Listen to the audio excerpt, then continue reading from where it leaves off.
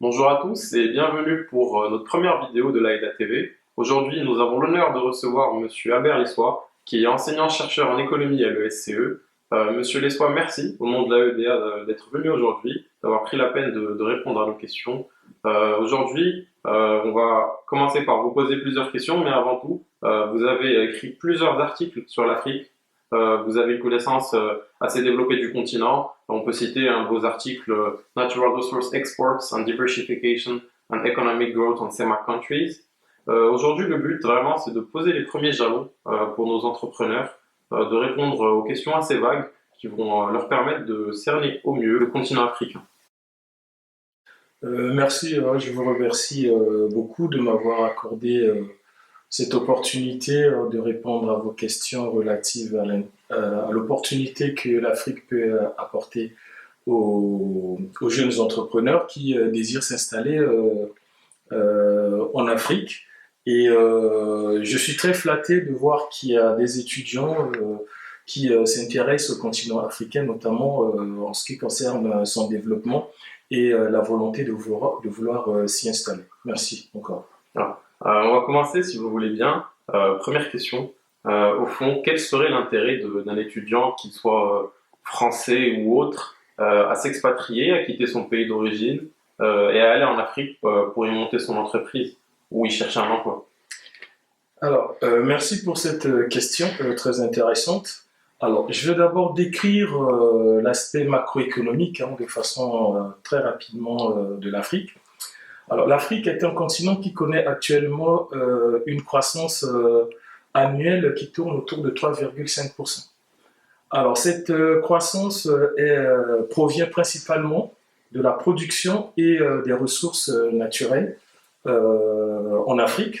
Et donc, cette économie est également basée sur l'exportation des produits primaires et des produits qui n'apportent pas une croissance inclusive à une économie. Une croissance qui ne permet pas un développement significatif d'un continent et donc ne permet pas de créer des emplois. Et si bien que actuellement les pays africains, notamment leurs économies, s'orientent vers une diversification de leurs économies. Et pour que cette diversification puisse réussir, elle a bien besoin des investisseurs, tant étrangers que locaux, et donc des entrepreneurs, aussi jeunes que des anciens entrepreneurs. Donc, un jeune entrepreneur qui vient d'un autre pays, d'un autre continent du monde, a bien sa place à prendre dans ce processus de diversification des économies africaines, qui permettra aux économies africaines de pouvoir obtenir une croissance inclusive pourvoyeur d'emplois, et donc conduire vers un développement et sortir l'Afrique de sa dépendance accrue aux ressources naturelles qui, bien entendu, sont épuisables dans le futur. Donc voilà là le cadre macroéconomique que je peux présenter, qui peut susciter l'intérêt pour un jeune entrepreneur venu d'un autre continent de vouloir s'installer et démarrer son activité sur le continent africain. Ça, c'était un cadre macroéconomique. Alors, pour entrer dans les points dans les éléments plus essentiels, un jeune entrepreneur désirant s'installer en Afrique pour démarrer son activité doit regarder un point très essentiel qui est celui de la classe moyenne africaine. La montée en puissance de cette classe moyenne africaine suscite bien l'intérêt pour un jeune entrepreneur de pouvoir y s'installer. Il y a une étude publiée par un cabinet de conseil qui indique que l'Afrique dans son ensemble détient 50 millions de ménages appartenant à la classe moyenne. On entend là les ménages capables d'acheter et consommer des produits au-delà des simples produits de première nécessité. D'accord? Donc il y a une classe moyenne qui émerge de façon significative et il y a un potentiel de dépenses qui est là, qu'un entrepreneur venu d'ailleurs, plutôt jeune, peut saisir pour pouvoir développer son activité. Je vais également vous signaler que d'ici 2020, les dépenses de consommation en Afrique atteindront une somme de 1400 milliards. de dollars. Donc voilà là une manne financière importante qui sera déployée d'ici quelques années. Et je vous signale que les grands pays d'Afrique, des grands pays du Sud, notamment émergents dans la Chine, l'Inde et le Brésil, Oui, on voit bien que renforcent. Effectivement. La Chine investit massivement en ce moment, que ce soit dans l'Afrique subsaharienne ou que ce soit dans un ensemble de pays en Afrique. Bien sûr. Ils ont bien compris que l'intérêt, c'était bien de s'installer maintenant et bien d'avoir les autres. En fait. Exactement. Donc ces pays sont en train de renforcer leur positionnement au sein de l'Afrique pour pouvoir en profiter de cette manne financière future qui pourra se déployer en Afrique. Et une étude de l'Agence française de développement indique également qu'un Africain sur 10 est solvable. Oui, il y a vraiment un développement à ce niveau-là. D'ailleurs, on voit aussi qu'il y a d'autres pays qu'on peut citer comme l'Arabie Saoudite qui achètent énormément de terres agricoles pour subvenir aux besoins de sa population en termes de nutrition. Donc on voit bien qu'il y a vraiment un attrait assez considérable en ce moment. Effectivement. Et donc là, c'était un deuxième point que je voulais énoncer. Alors, il y a également un point très important, aussi important que le précédent, c'est celui de la caractéristique des marchés africains. Alors, le marché africain est caractérisé par une demande forte en produits d'entrée de gamme. Produits d'entrée de gamme parce que prix faible, et donc au-delà de la classe moyenne qui émerge, il y a quand même une majorité de la population africaine qui demande des produits d'entrée de gamme. Or, ces produits d'entrée de gamme sont principalement produits et offerts par la Chine, qui inonde les marchés du Sud. Voilà, bien, qui inonde ces marchés du Sud. Or, l'économie africaine, chinoise, excusez-moi, actuellement s'oriente vers une industrie de haut de gamme. Donc vous pensez que cette transition serait pertinente en Afrique? Cette transition serait pertinente en Afrique, pourquoi? Parce que la Chine, en s'orientant vers les produits de haut de gamme, va abandonner, entre guillemets, le créneau des produits d'entrée de gamme. En abandonnant ce créneau, alors que la Chine est le principal pays qui fournit ces produits en Afrique, on va observer une pénurie de ces produits en Afrique, ce qui peut créer une augmentation du niveau général des prix et donc pénaliser la population africaine qui est fortement demandeuse de cette catégorie de produits. Et donc là, il y a un créneau à récupérer par un jeune entrepreneur pour pouvoir, dans le futur, combler le fossé que va créer l'orientation de la Chine vers les produits d'entrée de gamme. Pour éviter d'avoir une pénurie de produits de gamme, il faut bien remplacer cette offre. Et cette offre peut être remplacée par un jeune entrepreneur voudront s'installer sur le continent africain afin de développer son activité.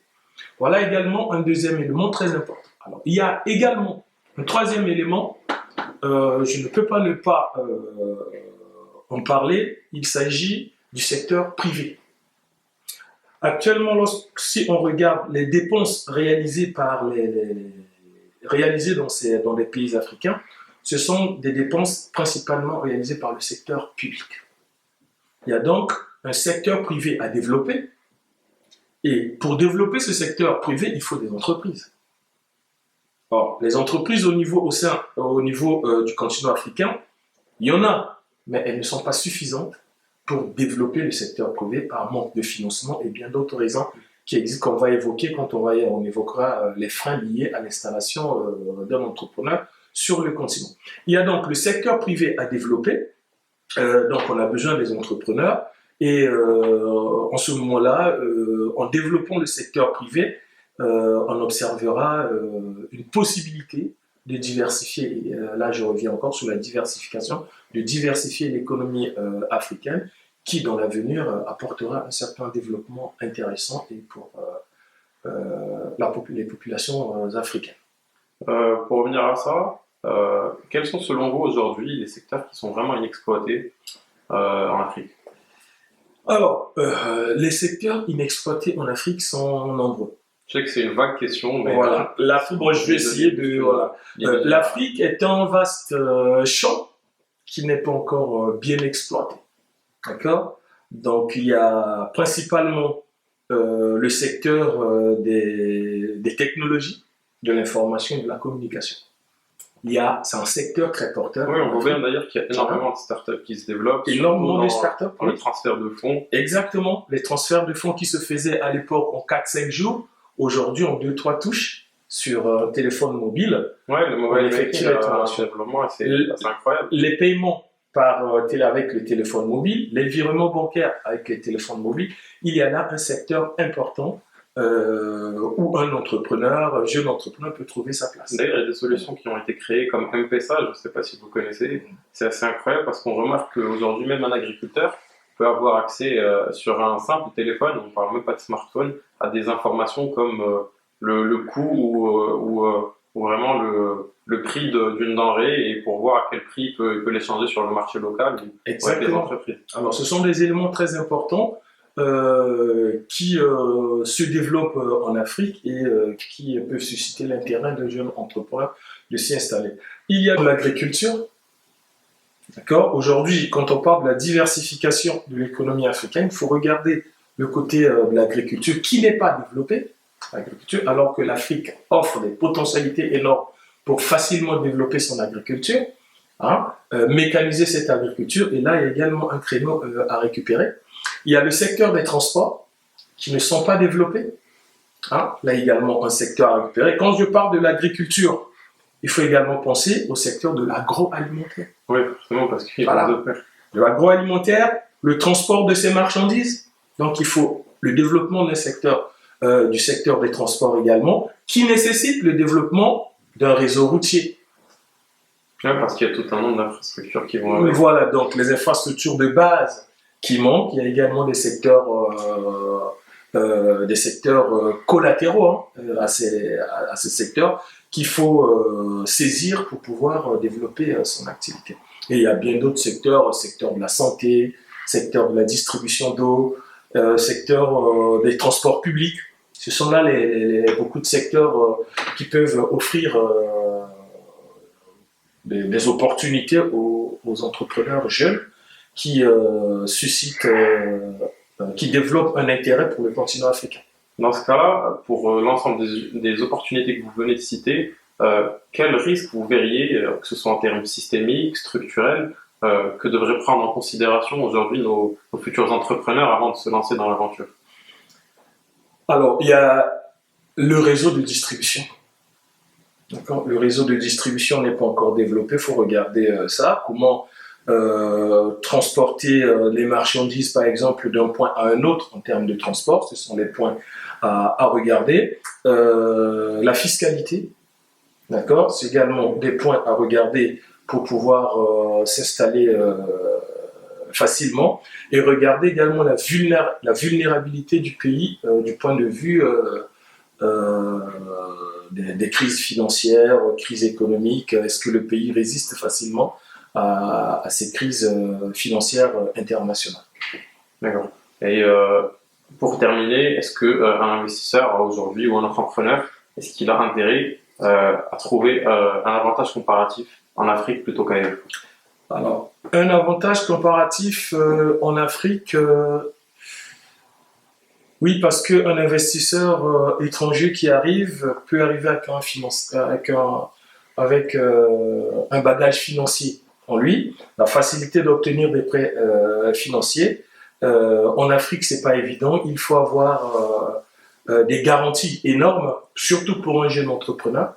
D'accord? Il faut avoir des garanties énormes pour pouvoir obtenir un prêt financier. C'est ça qui fait également que les banques installées en Afrique, ce sont des banques qui sont en surliquidité, parce qu'il n'y a pas assez de crédits à l'investissement qui sont accordés aux jeunes entrepreneurs. Pourquoi? Parce que ces jeunes entrepreneurs n'ont pas de garantie à offrir à ces banques pour pouvoir lancer leur activité. Donc, un investisseur, qu'il soit jeune ou pas, qui vient de l'extérieur, a déjà cet avantage comparativement aux investisseurs. C'est pour ça d'ailleurs qu'on voit que, vu cet excédent de liquidité, on voit qu'il y a beaucoup d'entreprises, telles qu'Investisseurs et Partenaires d'ailleurs, qui est une des personnes qui intervient dans notre association. On voit bien qu'ils ont trouvé le filon, ils ont compris qu'il fallait y aller, qu'il fallait aider ces jeunes start-upers. Bien sûr, c'est pas évident, bien sûr, le projet doit être viable, Mais oui, c'est faisable en termes d'investissement. Il y a des acteurs aujourd'hui qui sont capables d'aider nos jeunes entrepreneurs. Oui. Ils existent, mais il faut bien cela pour permettre à ces jeunes entrepreneurs de pouvoir s'installer facilement sur le continent africain. En tout cas, monsieur Lessois, merci à vous. Merci d'avoir répondu à nos questions et j'espère qu'on a pu aider un maximum de personnes aujourd'hui, qu'on a pu les éclairer et qu'on a pu leur donner une vision assez globale. Mais par la suite, on y reviendra, bien sûr. Il y aura d'autres questions. Il y aura un ensemble de thématiques qui vont être abordées pour mieux cibler cette fois-ci. Ben, c'est moi qui vous remercie une fois de plus de m'avoir accordé cette opportunité de pouvoir essayer tant bien que mal d'éclairer des jeunes entrepreneurs ayant pour intérêt de vouloir participer au dynamisme économique qui est en train de se mettre en place sur le continent africain. Merci encore.